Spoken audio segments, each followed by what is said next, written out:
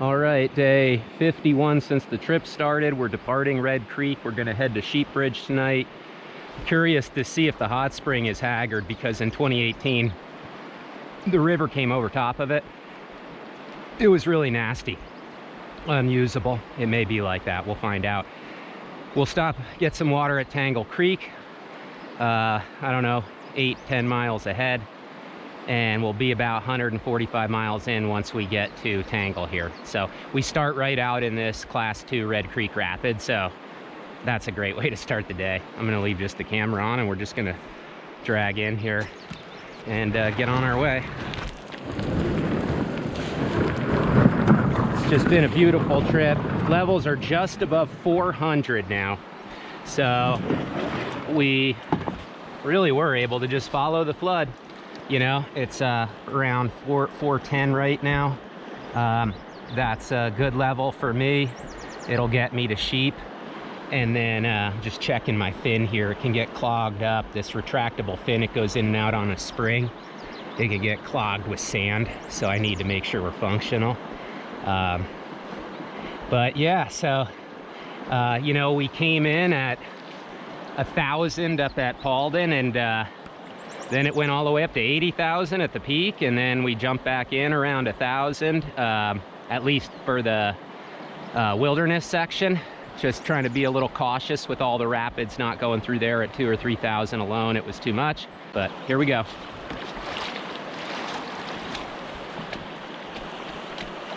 Got to get my sea legs on again.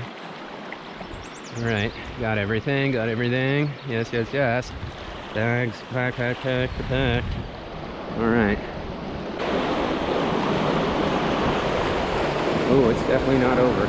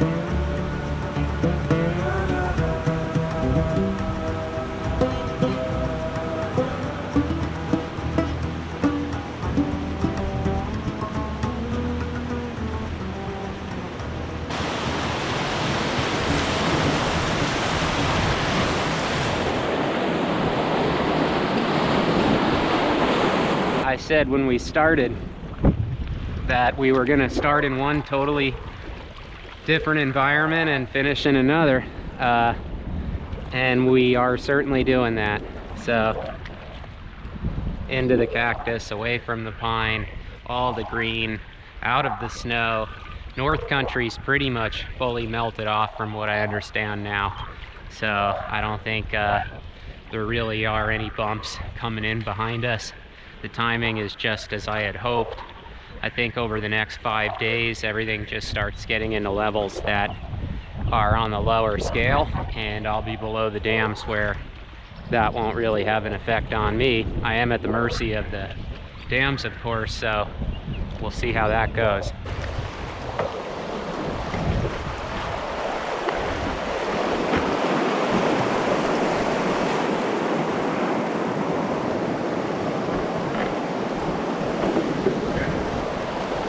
That's how we want to do that.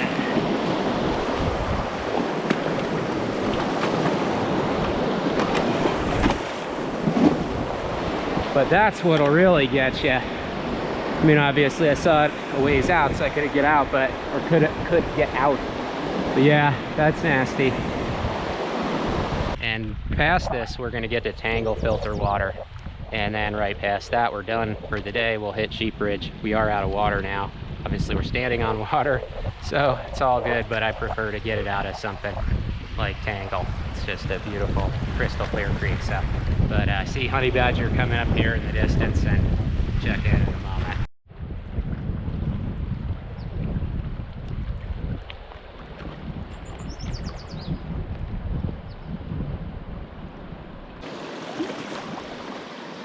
and honey badger class 2. Final rated rapid on my river journey, at least as per book standards.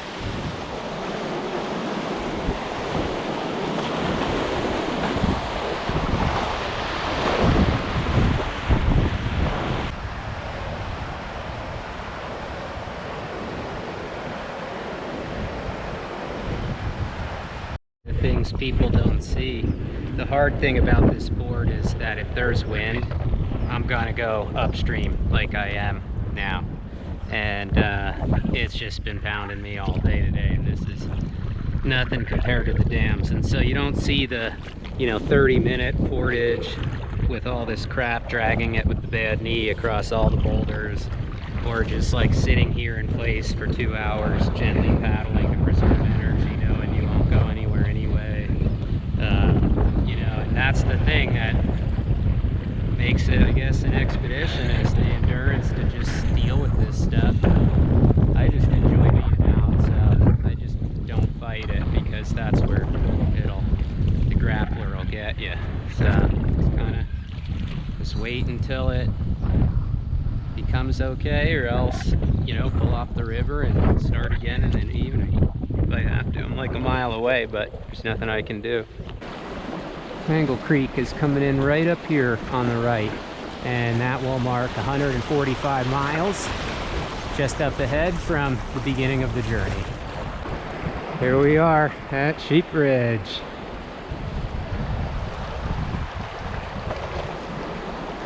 The end of the road for me for today, I think.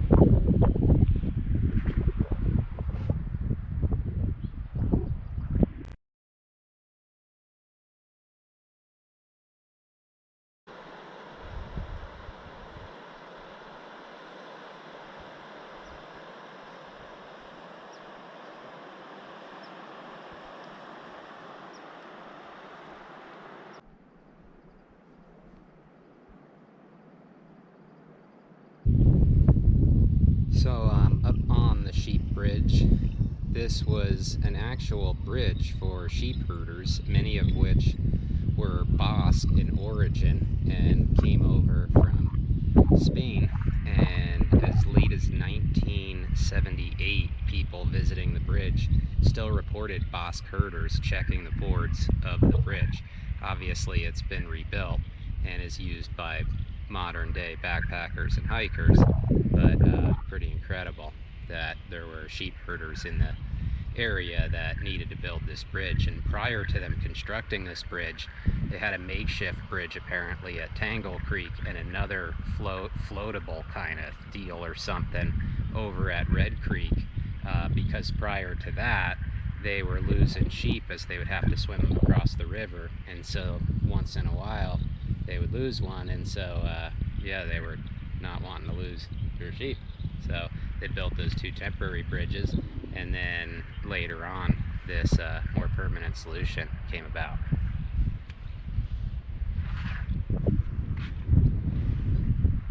Tonight we're gonna leave early morning, very early, to start to make the crossing of Horseshoe and hopefully be around the dam as early as possible to avoid the winds.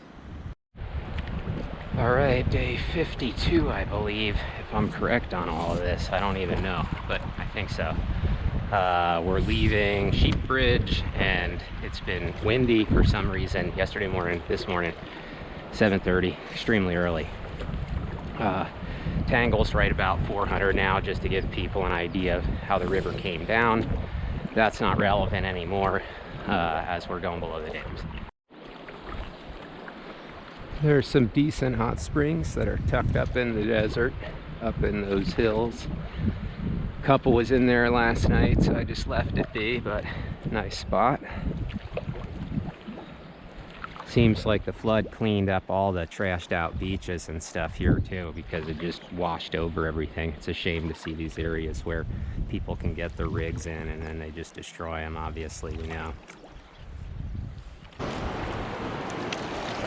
It gets really strainy, I remember, with Ron before we got to the lake on a trip 3 years ago, and it gets to be tiring, you know, going to scout. I'm solo too, so I need to look at all this ahead and then go, you know, I'm not just gonna go through something like this if I didn't know like what the heck it even is. It's just so crazy having to do some of this stuff.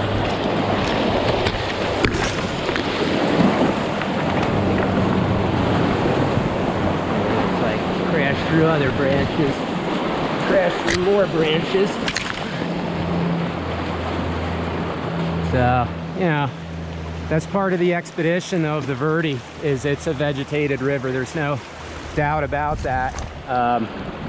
There are clean sections, but when you go up to paddle things like the San Juan, you know, if you're relating this river trip to those, Deso, Gates of Lador, you know, this is a it's unique, and that's why I think it's so cool. It really is an adventurous river, but I feel there's a lot of pin potential, certainly so much more than any other river I've ever paddled on a multi-day trip, exponentially. So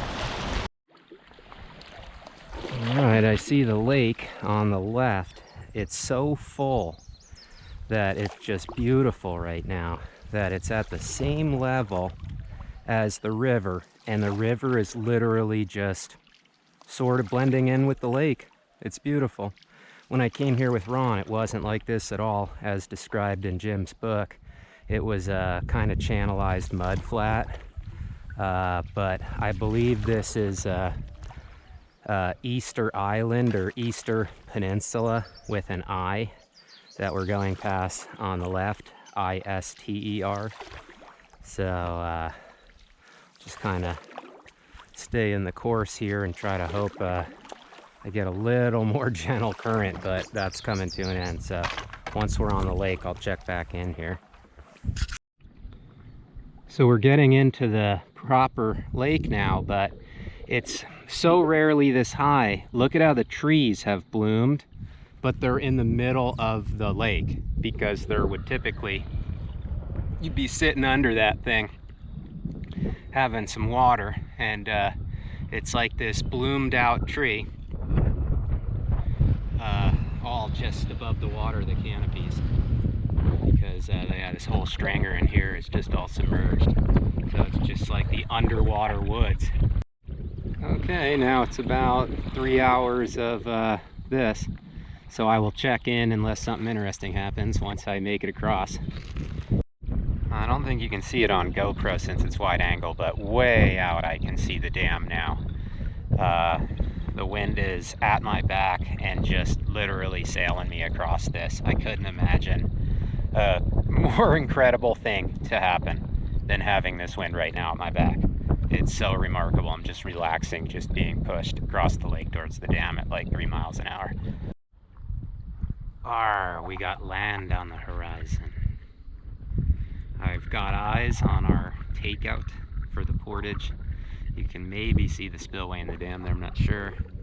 Definitely a big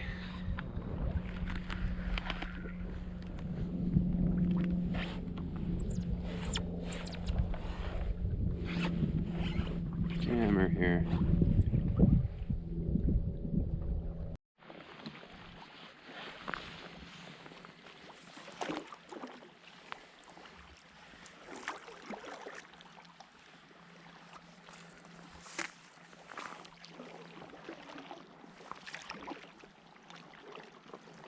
Yeehaw. This boat ramp is way underwater, and yeah, there's a bunch of ponderosa in it. Mid-90s, and the sun is just so intense, so I'm having to be tactical. It's just day after day of this, it wears you down, and then the paddleboarding with the single paddle and the exhaustion, I start feeling a little bit nauseous. So I'm trying to drop every pound I can, so water gets caught in that tarp, so I'm letting that dry. Kind of got most of the job ready for the portage, breaking things down. And now I'm gonna have to turn all of this into some system to carry on foot. Once I start across the top there, I know it's gonna be sunny and nasty and it's gonna feel pretty crummy. So I'm just gonna try to stay with it and hope to get to camp around the other side of the dam pretty quick. Ooh, it's so brutal out now, I'm hiding again. So once I cool off, theoretically, I've never tried this, but I'm like a big mule. I put that on first, then that goes around my neck with bags on either side. Then that goes over top my shoulder with bags and a vest on either side. And then I just start going. So we'll see.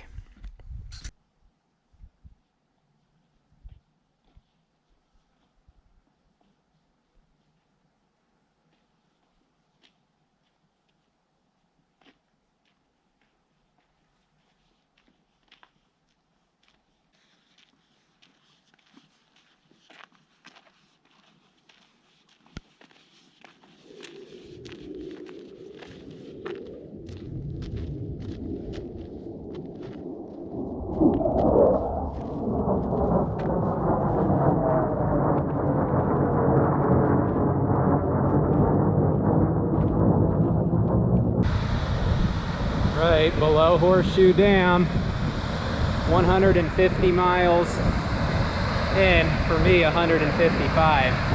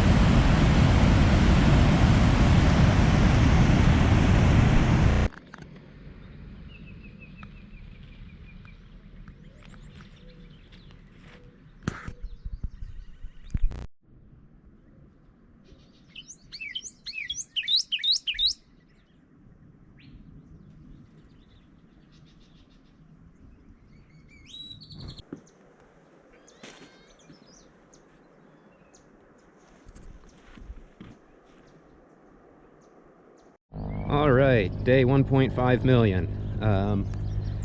They're pumping so much water out of Horseshoe here that I'm gonna take a rest day before moving up ahead, because I'm a little bit worried with all the strainers and this amount of flow. I went and scouted one of the rapids, and it is a rapid. There's a helicopter that's been flying super low all around the dam, so as I lose a little bit of sanity, I've been making myself laugh with the imagined concept that they're here specifically for me, and have just called in that we're good to go and to shut her on down so that I can get on up ahead here. I'm sure that's definitely why they're here. But yeah, there's like a full-on, I'm not even joking, it's flowing as fast as past Punk Rock right around the corner. It's like 30-mile-an-hour flow. It's just pumping and through reeds and stuff. And I scouted that, and there is a path through, so that I know that I can go blast through, right? But it's like 10 miles of that, and I don't know. I have a bad feeling about this section, so I'm just gonna rest. I'm gonna rest.